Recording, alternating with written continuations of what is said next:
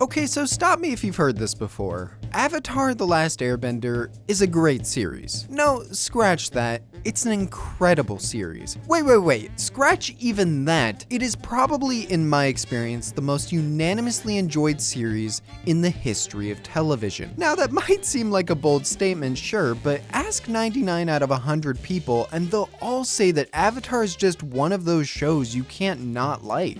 And then they'll proceed to beat up the one person who didn't say that. It's a good series, man. But on the flip side of that, let's take a look at something most people do not like: recap episodes. Chances are, if you've had experience with serialized television, you've run into a recap episode. That annoying little thing that abrupts your progress in a story to show you a bunch of things you've already seen. Now, if you're binging a show, this is an easy skip, but if you're keeping up with something as it releases weekly, monthly, whatever, it's obviously going to be annoying seeing a clip show in place of a new episode. So what happens when you take a show that everyone loves and you put in this thing that is generally disliked, right before the finale to the entire series, I might add? Well, you get something that everyone loves anyways. As anyone who's seen the show will tell you, Avatar: The Last Airbender has definitively the best recap episode of all time. An episode near the very end of the final season called the Ember Island Players.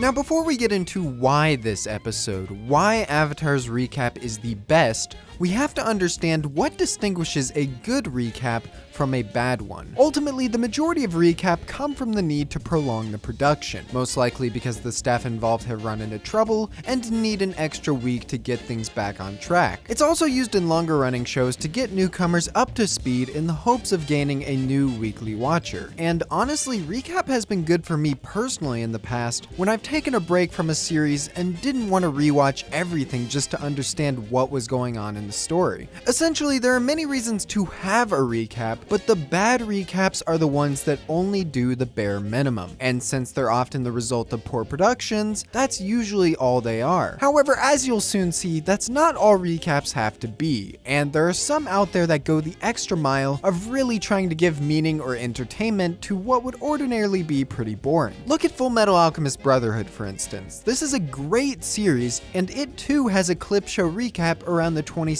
episode mark. But instead of them just being edited in a dull, here's what happened so far sort of manner, we have them arranged in a way that gives thematic meaning to the overarching story, as Hohenheim reflects on his own personality and his perspective on things we didn't know before. I honestly couldn't tell you if this was an episode they planned from the beginning or not, because it works surprisingly well to develop that character. Another way of handling it is the way that Recreators does. Another clip show recap, but one that's filled with comedy and meta commentary. We watch one of the show's characters, Meteora, have fun embellishing various aspects of the story, like visioning her own character as a beautiful, voluptuous goddess, or making fourth wall jokes about only knowing characters from reading the official website. It's pretty funny hearing her make fun of everything, and it gives new enjoyment to old material. In a similar vein, even Avatar's successor, The Legend of Korra, had a surprisingly great recap episode, despite all of the garbage that Nickelodeon put that entire production through. It's very much like Recreators in that it's a clip show recap with characters narrating and making fun of various elements, but eventually it just devolves into complete madness when one of the characters named Varric takes over and turns the recap into just complete fanfiction. At that point, the episode basically becomes a glorified abridged series, and it's just amazing. Hey guys, I'm totally in for taking out Bolin. He's way too powerful and awesome.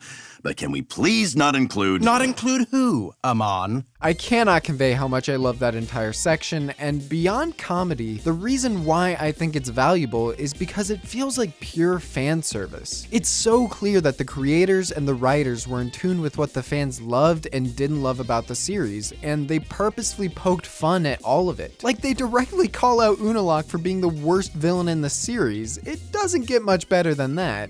Or does it? Compared to the rest of these series, what does Avatar: The Last Airbender do to really add value and meaning to its recap before the final battle? Well, basically all of the above and even more. What's interesting to note about Avatar is that it's technically already had a recap before this point in the story, at least in a technical sense. No, I'm not talking about the previously on Avatar stuff, even though I like those a lot as well. I'm talking about an episode in season 2 called The Guru. This was the first section of the 2-part finale to that book, and while the majority of it is just amazing character interactions, awesome fights, and pushing the story forward in compelling ways, you know, all the usual Avatar fare, there's a part in this finale where Aang visits the eponymous guru in order to learn how to control the Avatar state. I feel like this part is worth noting here because it's got some of the aspects that I'm going to be discussing in the actual recap episode during season 3. It's quite literally Aang reflecting on the series so far, the choices he's made and will have to make, as well as what's important to him. And it gives us a new perspective and understanding on those previous episodes. Likewise, this is something that's explored heavily in the Ember Island players, except a little differently. For one, instead of Aang facing his past, it's the entire main crew watching a loose and cartoony depiction of their adventure so far. This is a great tool to use as a recap because even more literally than the Guru episode, it forces our characters to look back at their past experiences. And that's where the interesting stuff comes in. From their perspective, they are literally having a mirror shoved in their faces, highlighting all of their past failures, insecurities, and sides of their personalities that they may or may not like. Katara doesn't like being shown as some overly dramatic and preachy whiner. Aang doesn't like confronting his loss at Ba Sing Se. And probably the one that hits all of us the hardest, Zuko doesn't like rewatching his betrayal of Iroh, what he considers the biggest mistake he's made in life. Forcing these characters to acknowledge things from the past or sides to their personalities that they don't like is a good way of fleshing them out even when you're not technically progressing the story. On the flip side of that, however, there is naturally a wealth of comedic and meta potential in having your characters look back firsthand on the series. Ironically enough, this allows the writers themselves to reflect on their own mistakes and poke fun at them in a way only fans would appreciate. This is why I brought up the concept of fan service before, because it's nice to feel like the creators care about your opinion. It's awesome to watch them willingly acknowledge that nobody liked the Great Divide episode. It's satisfying to hear them make fun of the fact that they had to leave Jet's death ambiguous because it was airing on Nickelodeon. It's hilarious to hear them tease Zuko about the way his hair grows throughout the series. It's basically everything I want the creators of a property to be. I want them to be in tune with what the audience cares about, what I care about, and to have a passion for making us happy. I think it's one of the biggest reasons why so many people love this series in the first place. One thing I said before that I'd like to clarify a little bit is the idea of no plot actually progressing in this episode. This actually isn't entirely true, and it's just another example of the writers really going all out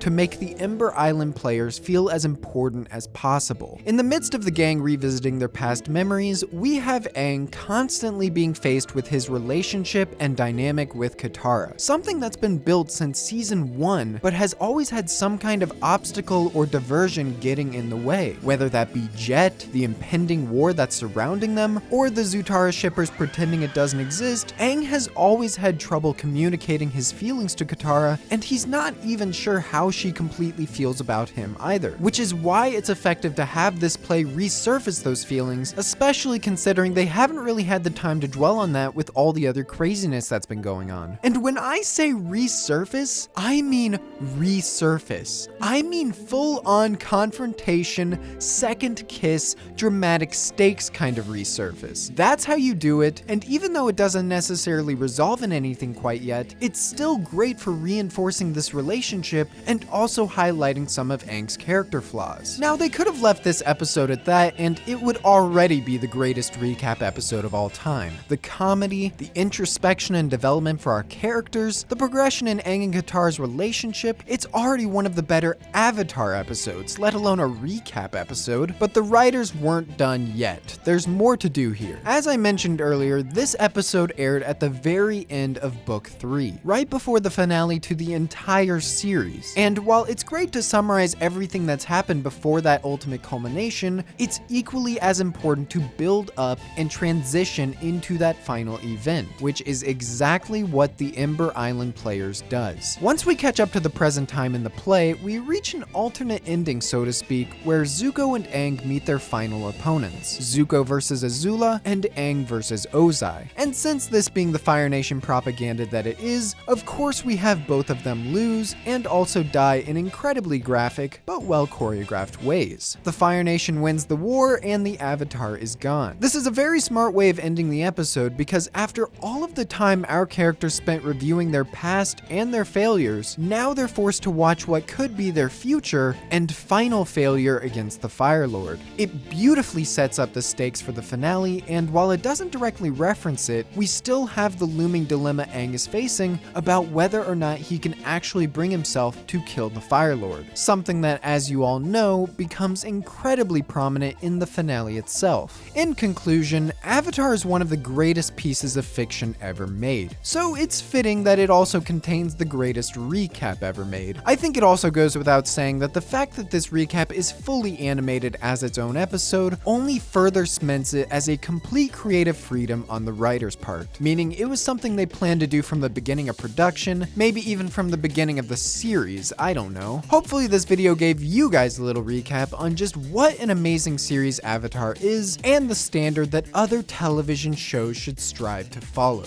Speaking of striving to follow, you should go over to Twitter at PhenomSage and follow me, where I occasionally post opinions or thoughts about various things. It's a good time, trust me. It's really not, but please follow me. And while we're on the topic of things I recommend doing, if you want to chat with me or make friends, you should definitely join my Discord server. It has a great community of people, we watch movies and series together. It's a lot of fun. We actually just got done watching Avatar together recently as well, so if that sounds like something you're interested in, stop on by, links down in the description below. And just as a final message, studios, I know recaps are usually the result of scheduling problems. I know they might be the last thing that you actually want to do, but please, if you think for even a moment that you'll need one, try to make it as meaningful as possible.